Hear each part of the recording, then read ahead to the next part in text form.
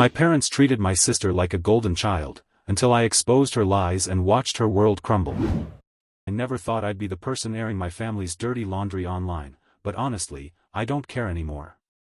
I spent 24 years of my life being treated like the disposable child while my older sister, Hannah, was worshipped like she was some flawless golden goddess. You know the type. Beautiful, gifted, perfect grades, the one everyone else's parents used as an example of how their kids were failing. Meanwhile, I was the awkward, average daughter who apparently existed only to make Hannah look better.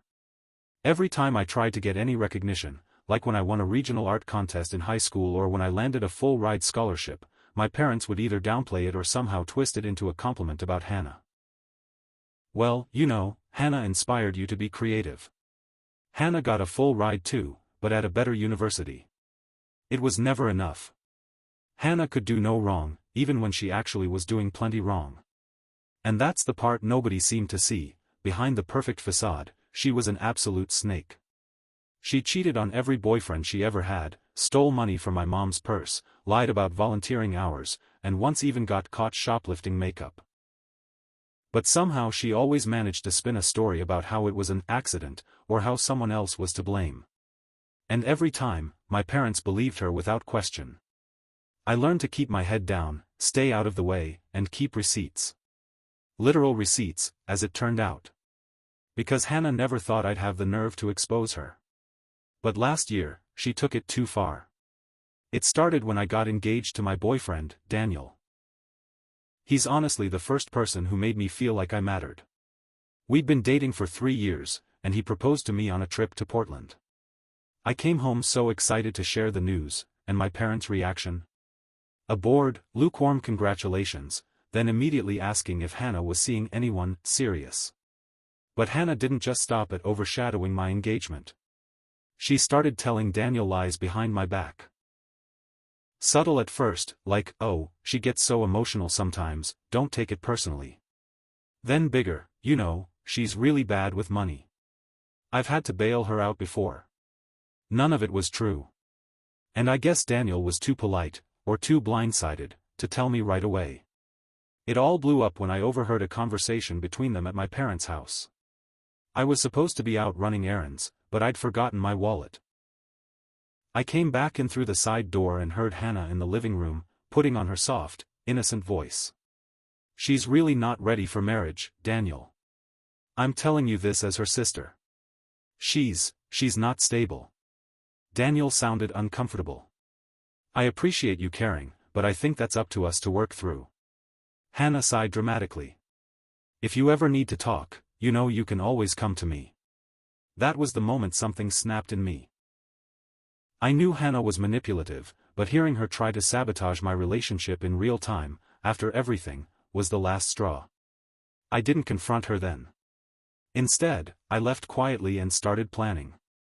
I wanted to expose her properly. Not just to Daniel, but to everyone who'd spent years enabling her. I started collecting evidence. Screenshots of her texts to me, where she bragged about lying to our parents. Bank statements that showed she'd taken money from my mom. A note from an old roommate confirming Hannah never volunteered at the charity she claimed on her grad school applications. And, the final cherry on top, a series of flirty messages she'd sent to Daniel after he and I got engaged. It took me about 2 months to gather everything. During that time, Hannah kept playing her golden child act, helping my mom with errands, bringing over baked goods, showing off her Instagram perfect life. My parents ate it up. I waited until Christmas Eve dinner to deliver the final blow. Our family has this big tradition, everyone gathered around the dining room table, giving toasts about what we're grateful for. Hannah was sitting there in her designer dress, smiling like she was about to win an Oscar for Best Daughter. When it was my turn, I stood up and said, "I'm grateful that this year, the truth finally came out." Then I pulled out a folder I'd labeled receipts. I'm not going to pretend I was calm after hearing Hannah trying to undermine my relationship. My hands were shaking as I drove home that day. I couldn't stop replaying her syrupy voice in my head, "You can always come to me." Like she was doing me a favor by trying to steal my fiancé. I didn't tell Daniel what I'd overheard right away. Part of me was afraid he'd say I was overreacting, or worse, that he actually believed her. Instead, I started paying closer attention. Over the next few weeks, Hannah kept ramping things up. She started showing up unannounced to check in. Once, she even brought over a homemade lasagna and insisted on staying to eat with us, sitting way too close to Daniel on the couch while I cleaned up. She would laugh at everything he said and touch his arm lightly, like it was all so innocent. I could tell Daniel was uncomfortable, but he kept giving her the benefit of the doubt. That was her specialty. Playing the sweet, caring sister to everyone's face while twisting the knife behind your back. Then came the first real clue that she was actively sabotaging me. One Friday night, Daniel and I were supposed to have dinner with my best friend, Kayla. At the last minute, he called to say he couldn't make it because he wasn't feeling well. I didn't think much of it until Kayla texted me a screenshot a few days later. It was from Hannah's Instagram story. Just a casual boomerang of 2 glasses of wine clinking together, the caption, "Love unexpected evenings with great company." In the background, if you looked closely, you could see Daniel sitting across from her, looking down at his phone. When I showed Daniel, he looked like he wanted the floor to swallow him whole. I swear, she texted me to say she was nearby and asked if I wanted to get a drink to talk about your engagement, he said, rubbing his temples. I thought she was genuinely concerned. She made it sound like you were having doubts. I felt like someone had punched me in the gut. What did you tell her? Nothing, he said quickly. I just said we were working through normal stuff. I promise I didn't say anything bad about you. The fact he even felt the need to defend himself proved how much damage Hannah's whispers had already done. That night, I made a decision. I wasn't going to let her keep poisoning everything good in my life. I started with the easiest thing, collecting the digital evidence. Hannah had always been careless about her phone. Years ago, she'd given me her old laptop when she upgraded, and she never bothered to wipe the hard drive.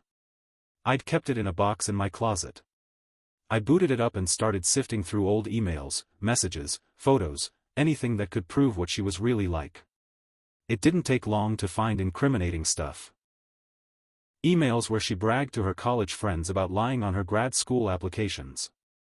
Screenshots of her telling an ex-boyfriend she'd borrowed money from my parents' account and planned to pay it back eventually. A draft of an apology email to a boutique she'd been banned from for shoplifting. I made a folder on my desktop called Hannah's Greatest Hits. But I knew that wasn't enough. My parents were masters of denial when it came to their precious golden child. If I wanted to make the truth undeniable, I had to show how her lies hurt everyone, especially them. So I started digging into the finances. My mom had a habit of venting to me about money when I came over. She'd say things like, "We're so proud to help Hannah get on her feet," or, "It's just a little loan to help her until her promotion comes through." I pulled up the family bank statements. My parents had sent me a few when they were helping me with my student loans. There were regular transfers to Hannah's account, $500 here, $1,000 there, sometimes twice a month. Over the past 4 years, they'd given her nearly $30,000. Meanwhile, I'd been paying all my own bills since college. No help, no handouts. Just me scraping by while they treated her like an investment that would eventually pay off. I started feeling this cold, electric fury in my chest. For the first time, I didn't feel sad or inferior. I felt powerful. I made copies of everything. The emails, the bank records, the screenshots. I printed them out and organized them in a binder, tabs, highlights, notes. It felt almost therapeutic, putting her lies into neat little sections. Then I started collecting witness statements. I reached out to her old roommate from college, the one who'd called me years ago to warn me Hannah was using my name on fake volunteer forms. She was more than willing to send a signed letter explaining everything. I called her ex-boyfriend. The one she'd cheated on with his coworker. He sent me screenshots of messages where she admitted it, complete with timestamps. Piece by piece, I was building a case so airtight that even my parents couldn't ignore it. The best part? Hannah had no idea. She was too busy posting curated photos of her perfect life and sending me patronizing texts. "Hope you're okay, I know wedding planning is stressful." Every time I read one, I smiled to myself. She thought she was untouchable. Christmas Eve was less than a month away. And I was going to make sure it was the last time she ever sat at that table looking down on me. In the weeks leading up to Christmas, I became someone I didn't recognize, a version of myself I wish I'd discovered years ago. I was methodical, focused, almost ruthless. Hannah had spent her entire life perfecting the image of the golden child, but she'd underestimated me in one critical way. She assumed I'd always be too timid to challenge her. She thought I'd keep absorbing every slight, every cruel little dig, every moment she sucked the oxygen out of the room. She had no idea that by trying to sabotage my engagement, she'd finally woken me up. The more evidence I collected, the clearer it all became. She was a parasite feeding off everyone around her. And my parents were the perfect hosts, happy to believe whatever fairy tale she spun them. I didn't care if they hated me for exposing her. I was done living in her shadow. I spent every spare hour combing through old files, cross-referencing dates and receipts. At work, I'd sit at my desk during lunch breaks, scrolling through years of emails she'd forwarded me when she was too lazy to handle her own errands. It was like unraveling a giant, rotting tapestry, one thread at a time. And each thread led to another.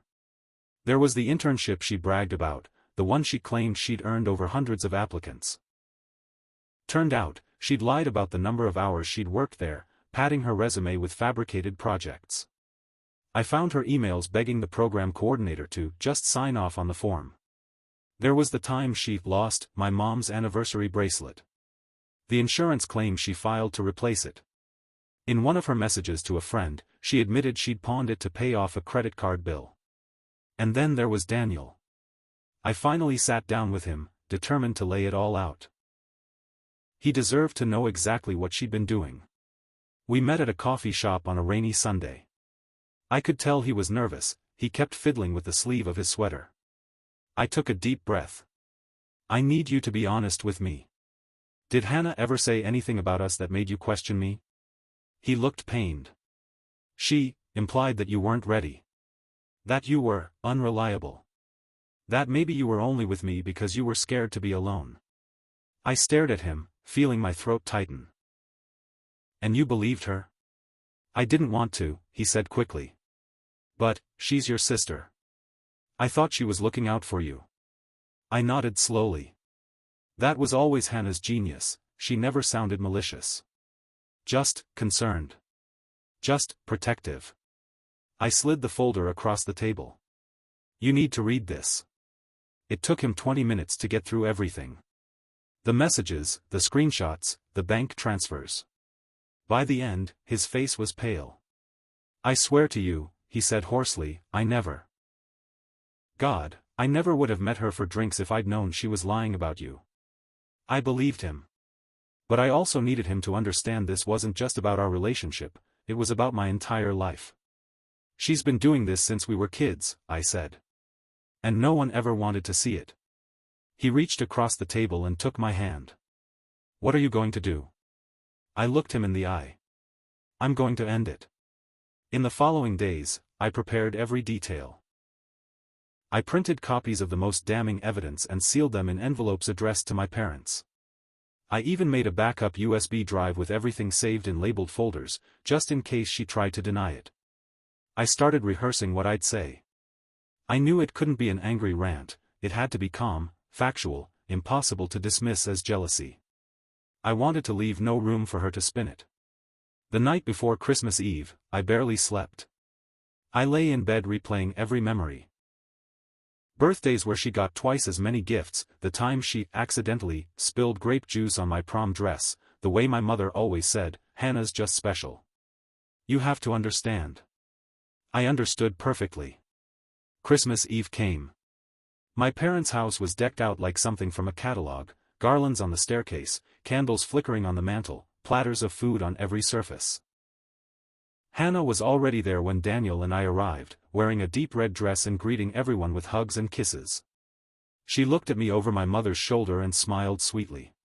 Hey, you, she said in her soft, condescending voice. Feeling okay? You look tired. I smiled back. I'm great. Dinner passed in a haze.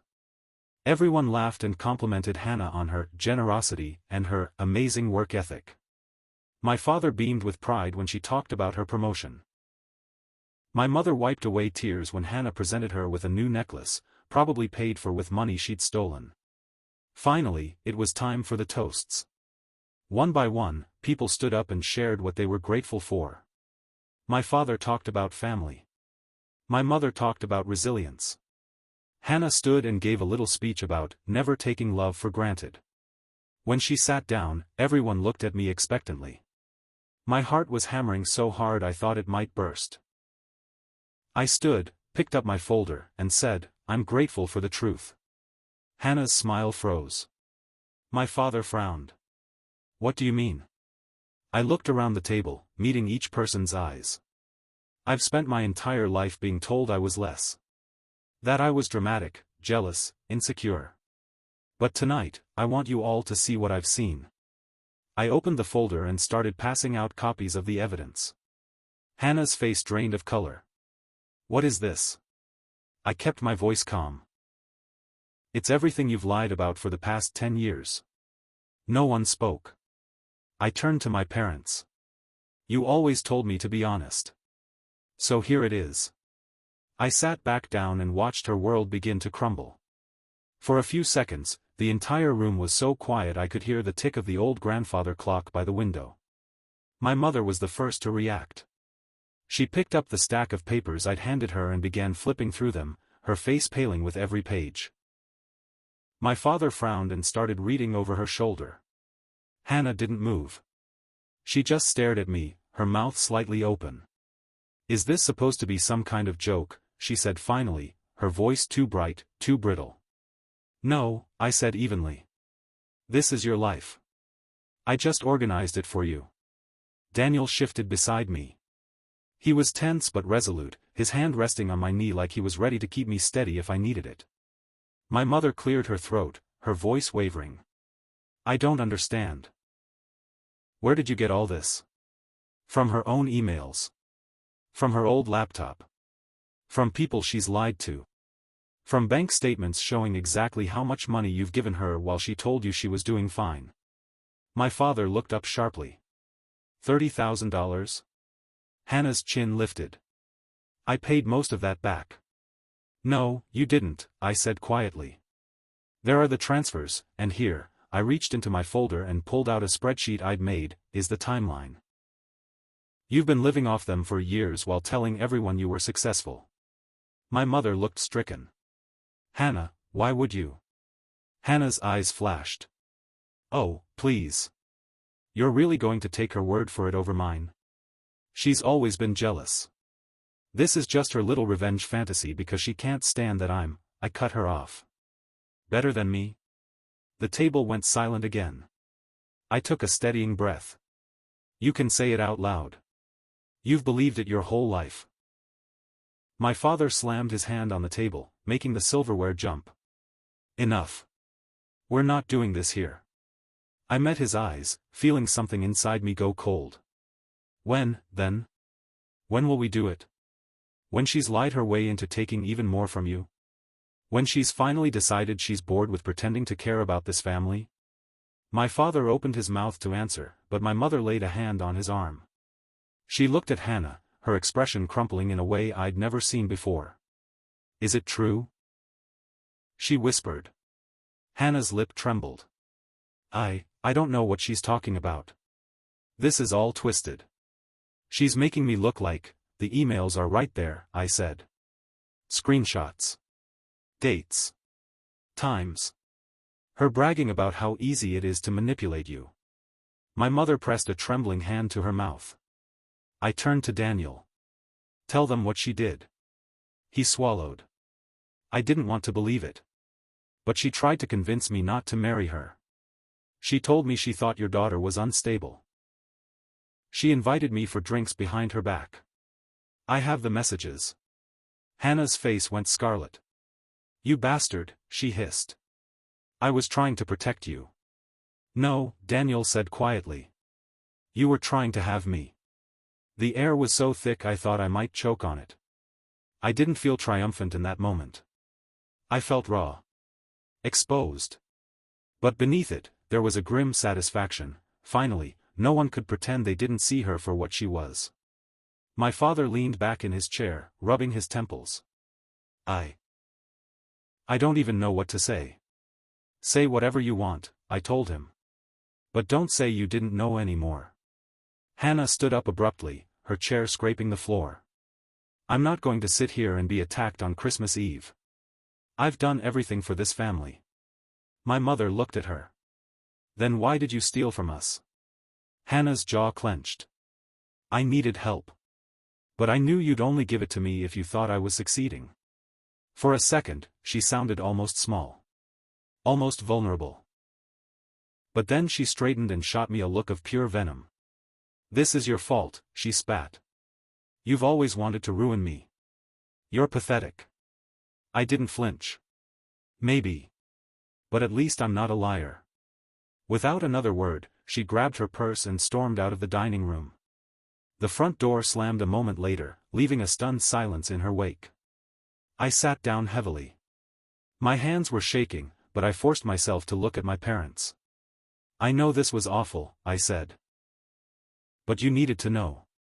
I couldn't keep pretending everything was fine. My father looked exhausted. We'll talk about this later.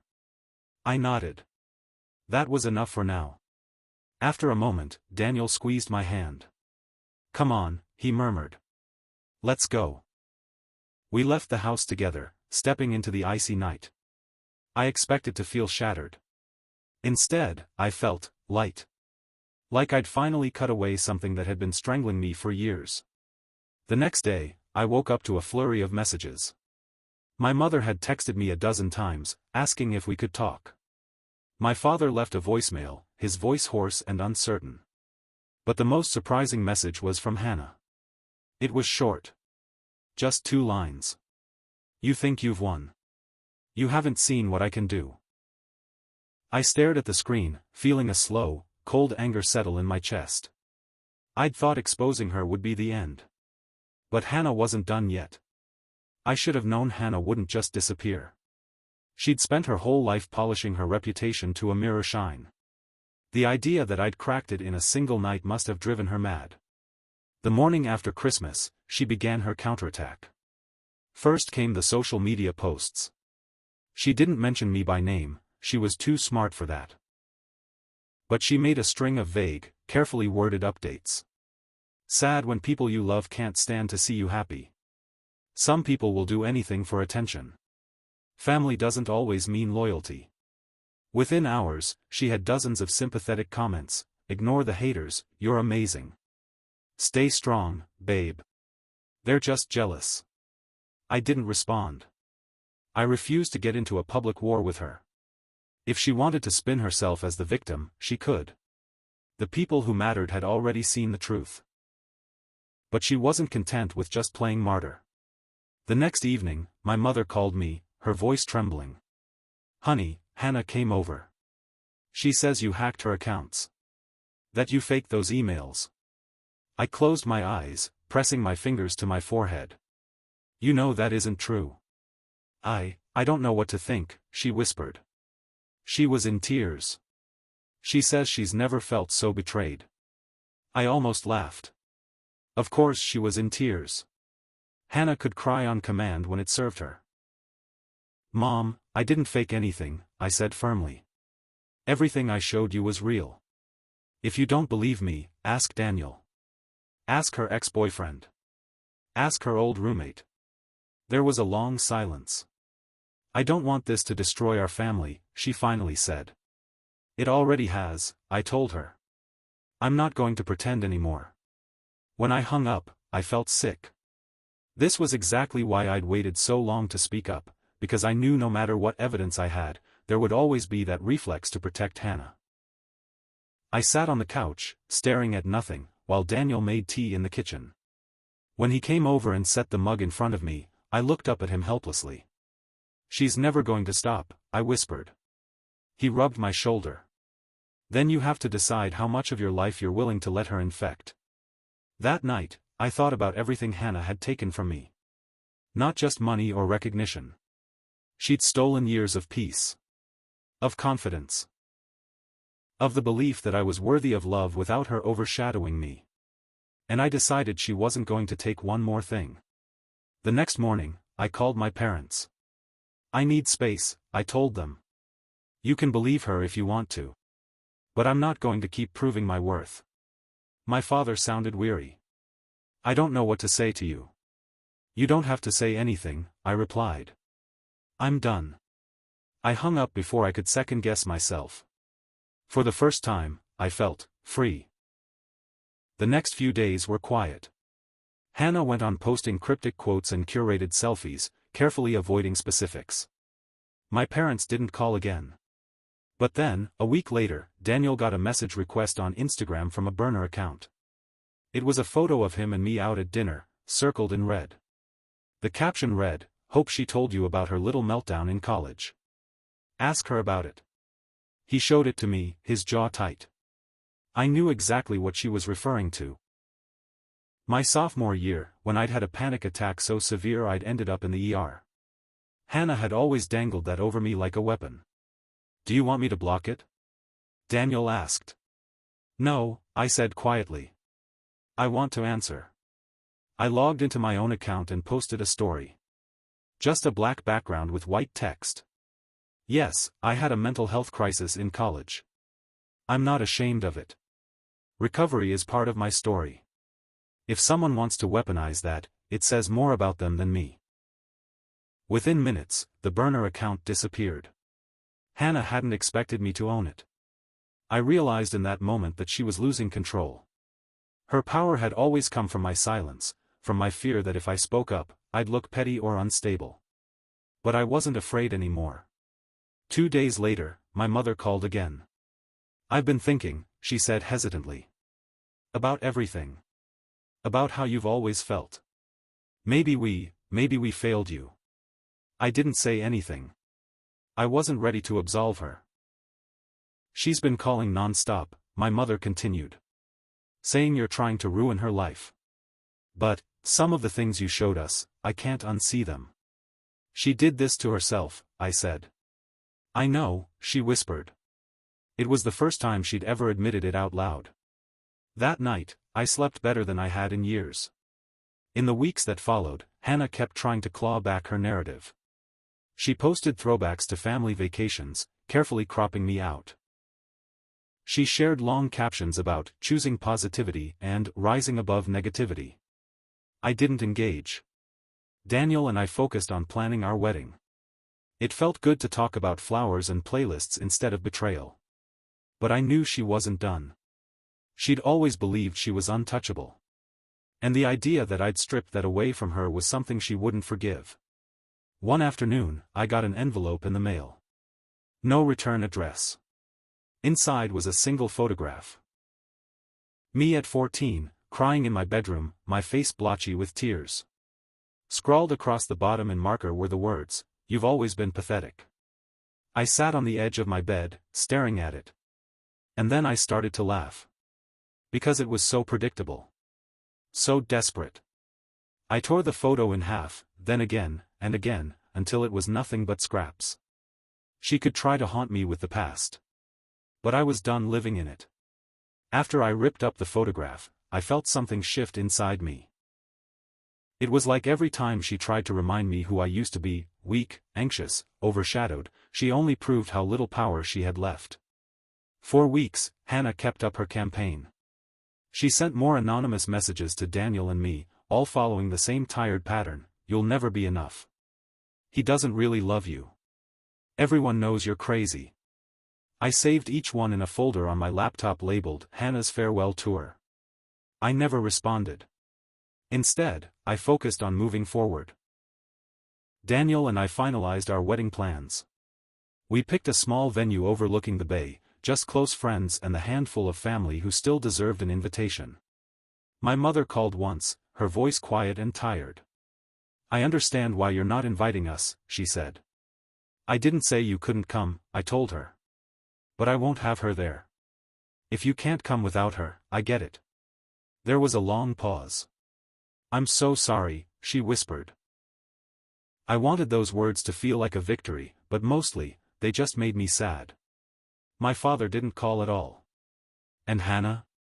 She was silent for a few days after I ignored her last attempt to rattle me. Then she switched tactics. One morning, I woke up to a notification that she'd tagged me in a Facebook post. Against my better judgment, I opened it. It was a collage of childhood photos, us in matching dresses, us on family vacations, us hugging in front of the Christmas tree. The caption read, "Even when people turn against you, you can't stop loving them. Blood is blood. Praying for healing." The comments flooded in. "You're so strong. Hope your sister realizes what she's losing. Family is everything." I closed the app and set my phone face down on the kitchen table. Daniel looked up from his laptop. "More of her martyr act?" I nodded. "She's trying to make me look like the villain again." "You don't have to explain yourself to anyone," he said. "I know," I said. And for the first time, I actually meant it. In the days that followed, I started to realize something important. Hannah's greatest fear wasn't that I'd expose her lies. It was that I'd stop caring. That I'd stop playing the role she'd assigned me, her insecure, bitter little sister, the one who needed her approval. She wanted me to keep fighting her so she could feel superior. So I didn't fight anymore. I blocked her on every platform. I told my parents I wouldn't be part of any conversation where she was present. I stopped explaining myself to distant relatives who only knew her polished version of events. I let her spiral in the vacuum of my silence. And she did spiral. Word trickled back through mutual acquaintances. Her boss found out she'd embellished her resume and started an internal review. One of her exes shared screenshots of her manipulations online. Even some of her biggest supporters started to fall away as more stories surfaced. I didn't have to do anything. Hannah was her own downfall. I'd thought the fallout would feel triumphant. But mostly, it was just liberating. I was finally free. A month before the wedding, my mother asked if we could meet for coffee. When I walked into the cafe, she looked older somehow. More fragile. "I won't bring her up," she said immediately. I wanted to see you." I sat down across from her.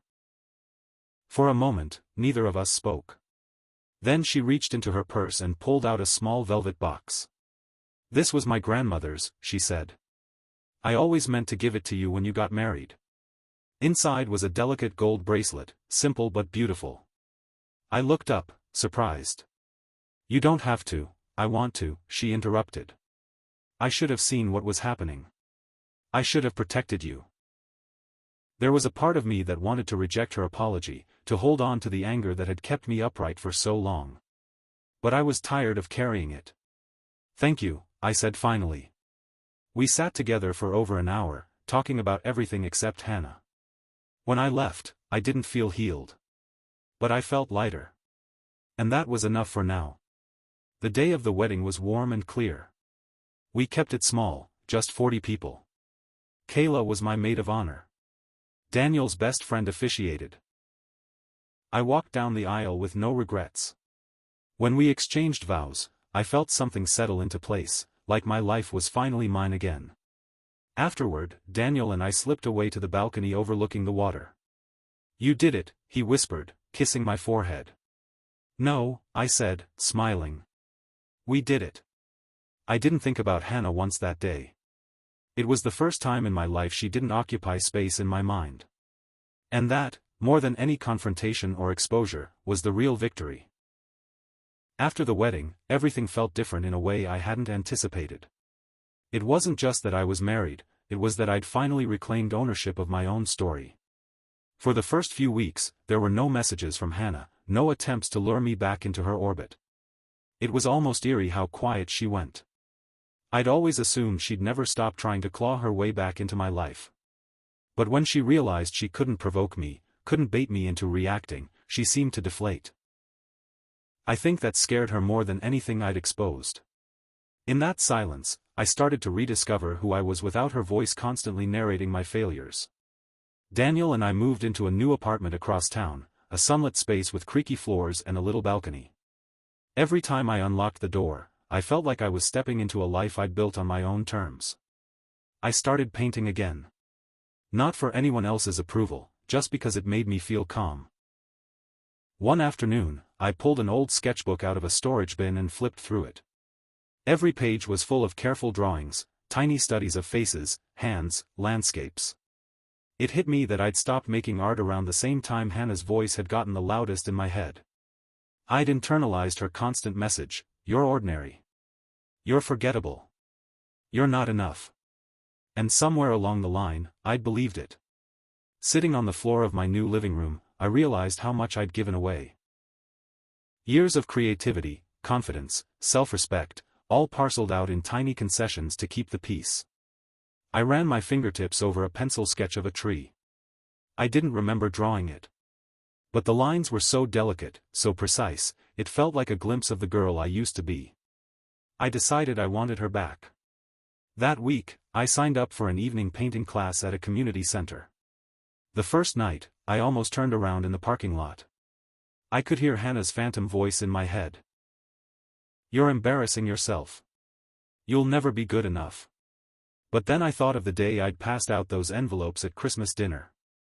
The look on her face when she realized I wasn't afraid anymore. I took a deep breath and went inside. The class wasn't fancy. Just a dozen people at folding tables with cheap acrylics. But it felt like the first real thing I'd done for myself in years. After that, the momentum carried me forward.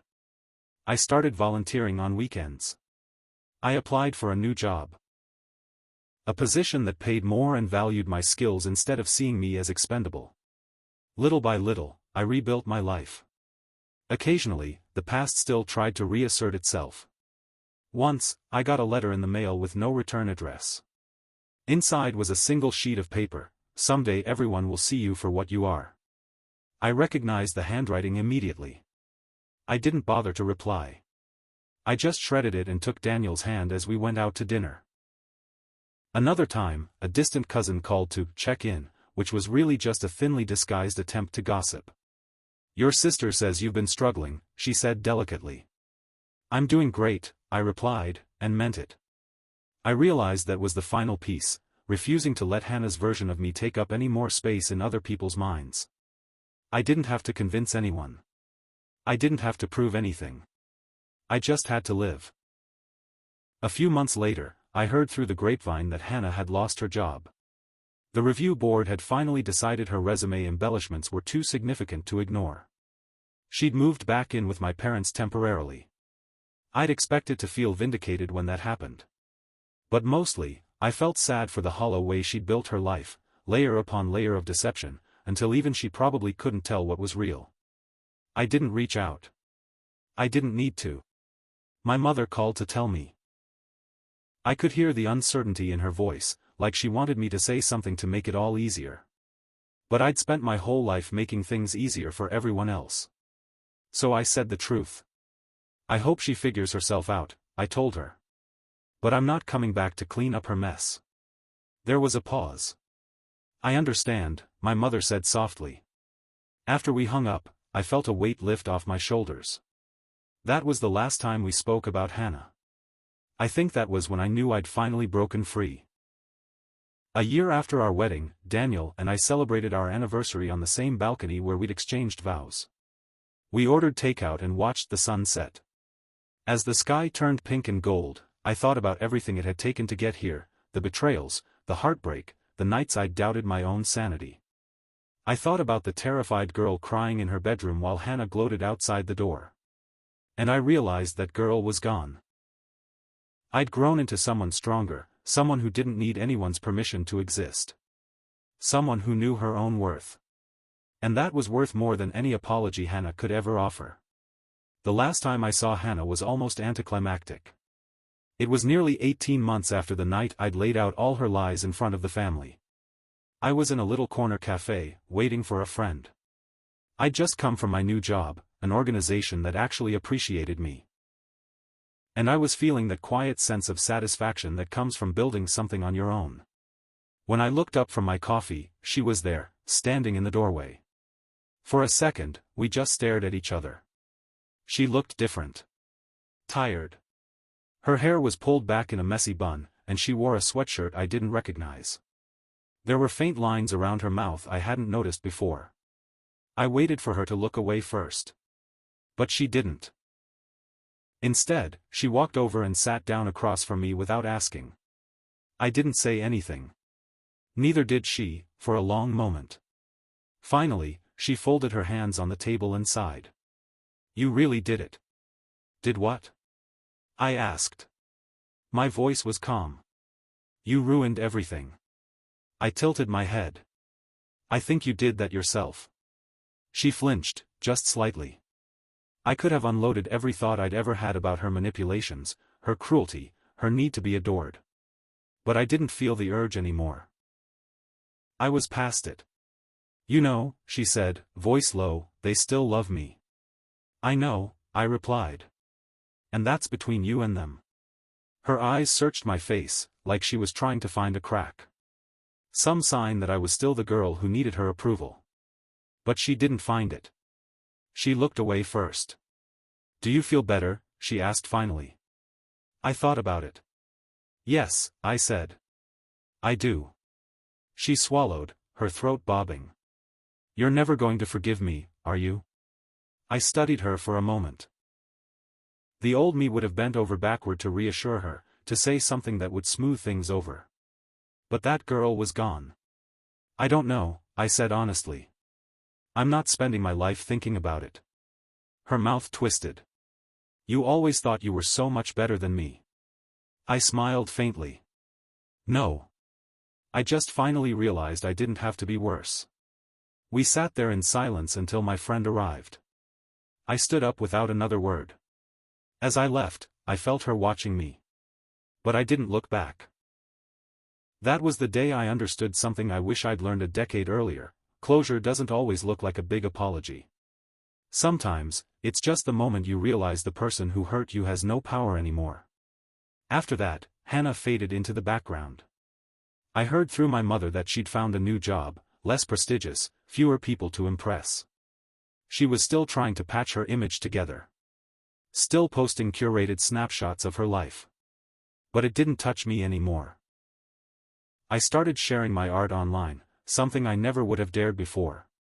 The response was small but genuine, messages from strangers saying my paintings made them feel seen. One evening, I got an email from a woman I didn't know. She said she'd followed me on social media for months and recognized pieces of herself in my story. She wrote, "Thank you for showing that you can survive this. That you can rebuild." I read it twice, my throat tight. That was the moment I knew I hadn't just freed myself. I'd made space for someone else to believe they could do it too. Daniel and I settled into our life. We traveled when we could, took long walks by the water, made a home full of laughter and peace. Sometimes, my mother would call to catch up. We never spoke about Hannah beyond a few neutral updates. I could tell my parents were still grappling with their own guilt and confusion. I didn't begrudge them that. Everyone has to reckon with the truths they ignored. A year after that last meeting in the cafe, I got a card in the mail. No note, no return address, just a plain white card with 2 words in Hannah's neat handwriting: "I'm sorry." I set it on the counter and stared at it. Once, that would have meant everything. Now, it was just paper. I didn't feel triumph or vindication. Just a gentle, quiet acceptance. Some things couldn't be fixed. Some wounds scarred over and became part of you. And that was okay. Because in the end, I didn't need her apology to move on. I'd built a life where she didn't get to define me. Where I didn't have to measure myself against her anymore. Where I could love myself exactly as I was, unremarkable or extraordinary, without needing permission. And that was the sweetest revenge of all. And that's how I finally broke free from the person who spent her whole life trying to keep me small. If you made it this far, thank you for listening to my story. Remember, sometimes the most powerful thing you can do is to step away and choose yourself. If you enjoyed this story, don't forget to like, subscribe, and hit the bell icon so you never miss another tale of betrayal, resilience, and sweet revenge. Until next time, take care, and never let anyone dim your light.